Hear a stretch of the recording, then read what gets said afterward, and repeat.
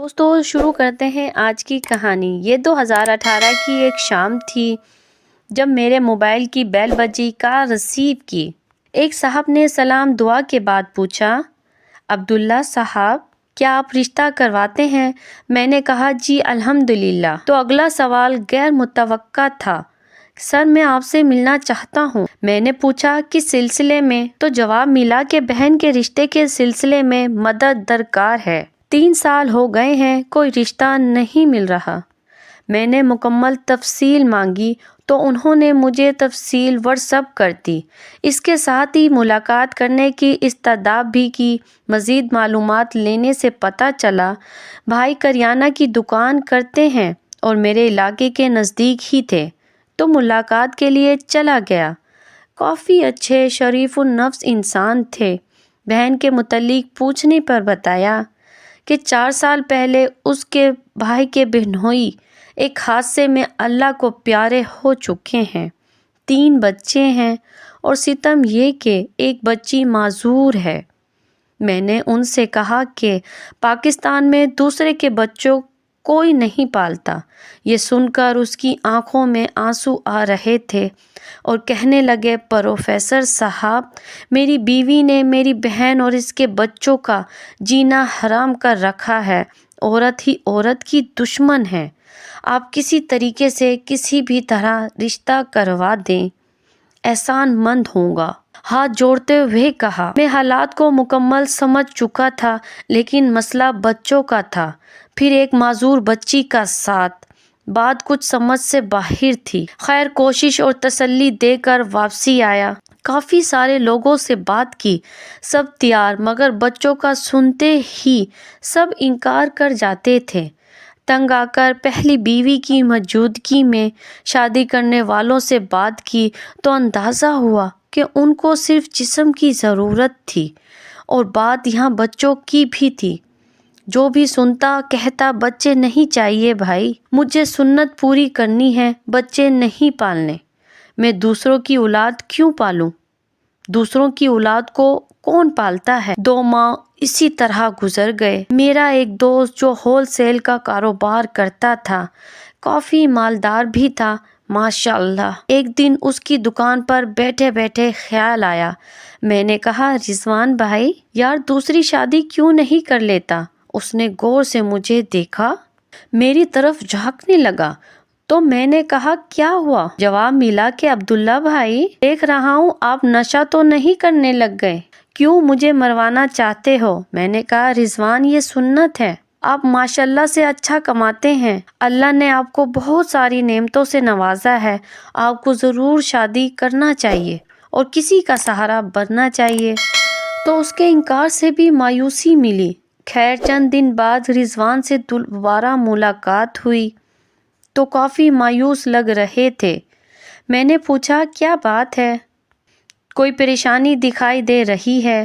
کہنے لگے دکان میں چوری ہو گئی، حالات خراب ہو گئے ہیں، میری بیوی بھی جھگڑا کر میکے جا بیٹھی ہے اور مسلسل طلاق کا مطالبہ کر رہی ہے، اولاد نہیں تھی۔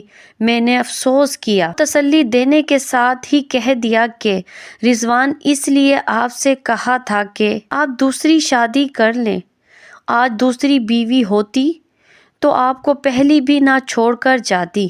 اگر نہیں یقین تو دوسری شادی کر کے یتیم بچوں کے سر پر ہاتھ رکھیں، دیکھیں اللہ کی قدرت، پہلی بیوی بھی واپسی آئے گی اور خوشحالی بھی۔ میری طرف دیکھنے کے بعد رضوان بھائی نے کچھ سوچا اور پوچھا کتنے بچے ہیں ان کے؟ میں نے کہا 2، ایک بیٹا ایک بیٹی۔ معذور بچی کا ذکر میں بھول چکا تھا۔ اس نے کہا ٹھیک ہے آپ بات کریں جو میرے اللہ کو منظور۔ میں نے اس لڑکی کے بھائی کو کال کی اور شام کو اس کی دکان پر ہی بلا لیا، ملاقات کروائی، گھر بار کاروبار دیکھنے کے بعد ہاں کر دیا۔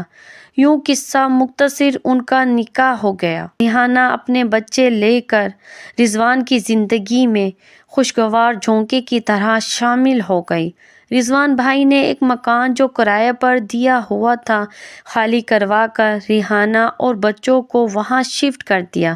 تب پہلی بیوی کو پتہ چلا تو وہ اندھی کی طرح گھر آئی۔ खाली घर देखकर रिजवान भाई को कॉल कर कर घर बुलाया और मियाँ और पहली बीवी की नोक झोंक हुई तो रिजवान ने कहा, तुमने नहीं रहना तो बेशक मत रहो, तलाक लेनी है बेशक ले ले, अगर यहाँ रहना है इज्जत से रहो जैसे पहले रहती थी, लेकिन ये ना कहना कर रिहाना को छोड़ दूँ, ये मुमकिन नहीं। पहली बीवी ने जब देखा कि तीर कमान से निकल चुका है तो वो भी खामोश हो गई। अब रिजवान भाई की जिंदगी में बहारें आ चुकी थी। रिहाना ने उसकी जिंदगी में रंग भर दिए थे। बच्चे शहर के बेहतरीन स्कूल में दाखिल हो गए, लेकिन रिजवान भाई रिहाना की आंखों में अब भी उदासी देखते और शक कर चुके कोई बात ज़रूर है। एक दिन उसने मुझसे जिक्र किया कि मैंने कहा उदासी क्यों ना हो, उसकी एक बच्ची उससे दूर है। रिजवान ने कहा, बच्ची? कौन सी बच्ची? तो मैंने सब कुछ बता दी। रिजवान ने सब सुनकर मुझे एक नज़र देखा तो मैंने सर झुका लिया। उसी दिन शाम को रिजवान भाई बीवी से कहने लगे कि तैयार हो जाओ, बच्चों को भी तैयार करो, आज हम आपके भाई के यहाँ जाना है, ज़रूरी काम है। बीवी का दिल धड़क उठा। पूछा तो जवाब मिला, जितना कहा है उतना करो। कुछ देर के बाद ही वो लोग भाई के घर गए। वहाँ रिजवान ने रिहाना को कहा कि माजूर बेटी कहाँ है। उतना सुनना था कि उसे लगा शायद कुछ गलत होने जा रहा है। वो दूसरे कमरे में है। रिजवान ने दूसरे कमरे में जाकर देखा तो गलाजत से लथपथ बच्ची इंतहाई कमज़ोरी की हालत में पड़ी थी। रिजवान भाई इशारा करते हुए कहने लगे, रिहाना बच्ची के कपड़े बदलो, ये हमारे साथ जाएगी। रिहाना ने ये सुना तो रिजवान के कदमों में गिर गई। भाई ने रिजवान को गले लगाया और यूं वो बच्ची रिजवान अपने घर ले आया। अब वो बच्ची और दूसरे दोनों बच्चे रिजवान, रिहाना और उसकी पहली बीवी की जान है। रिजवान दिन तुगनी रात चुगनी तरक्की कर रहा है। एक दिन रिजवान और उसकी बेगम ने मेरी दावत की तो रिहाना भाभी ने हाथ जोड़कर कहा, सर अब्दुल्ला साहब कभी जिंदगी में रिश्ते करवाने का काम मत छोड़ना। मेरी रिजवान से शादी ना होती तो मैं आज बच्चों को कत्ल करके खुदकुशी कर चुकी होती। लोगों को बताओ अब्दुल्ला भाई, दूसरी शादी वो नेमत है जो शर्तिया खुशियाँ देती है, खुशहाली लाती है। मेरी जैसी लाखों हैं जो दुख भरी जिंदगी गुजार रही हैं, उनको भी खुशियाँ देनी कि काश ये नेमत माशरे में आम हो जाए। ये वाकया फर्जी नहीं, हकीकत है। दूसरी शादी वाकई एक नेमत, और ऐसी औरत से दूसरी शादी जिसके बच्चे हों जिंदगी में हकीकी खुशियाँ भर देती है।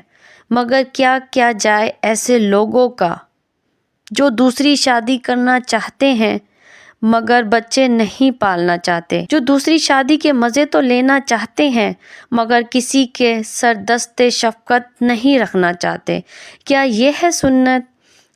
कहाँ लेकर जाए वो औरत उन बच्चों को कत्ल कर दे या किसी दरिया में फेंक दे? क्या करे? जिंदगी मौत का किसको इल्म, कब किसको मौत अपने शिकंजे में ले ले। तुम्हारे बाद तुम्हारे बच्चों के साथ ऐसा हो फिर क्या करोगे? देर मत करो। दूसरी शादी करना चाहते हो तो बच्चों वाली से करो। पहली बीवी को भी कहने के काबिल होगे कि सहारा देने की खातिर शादी की है।